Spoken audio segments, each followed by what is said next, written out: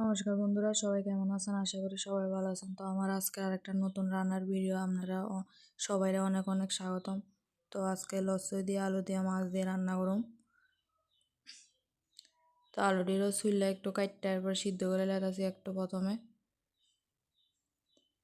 তো একটা কলাও দিয়া দিছিলাম আলুটির লগে সিদ্ধ হওয়ার লেগা, কারণ কলা ভাজি করবো পেঁয়াজ দেওয়ার লেগা। তো আলুটি একটু হলুদ দিয়া তেল দিয়া ভাজি করে নামাই লিছি। এবার লচ্ছরিও একটু ভাজি করে লেতাছি হলুদ দিয়া।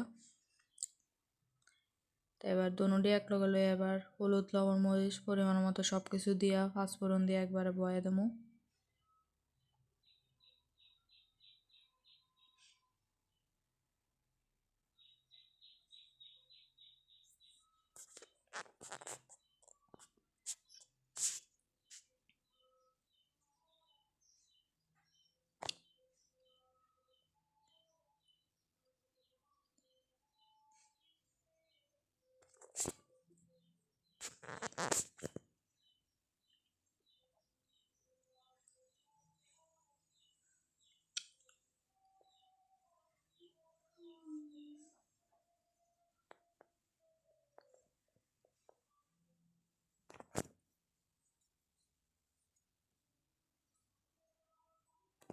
তো এটার একটু কষে এরপরে জল দিয়া দেবো সিদ্ধ হওয়ার লাগা।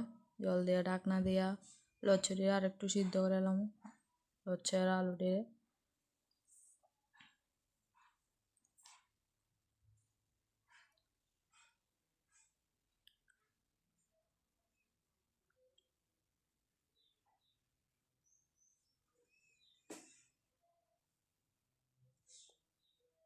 তো 2 রকমের মাছ লই এলাইছি।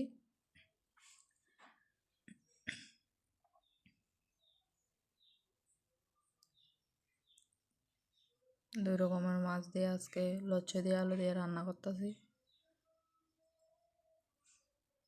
মাছটি দিয়া দিলাম, এবার আলু একটু ভাঙ্গা দিয়া এরপরে জিরার গুঁড়া দিয়া দিতেছি, জিরার ধন্যা একলগে মিক্স করে লাইছিলাম, এর লেগে একলগে দিয়া দিতেছি।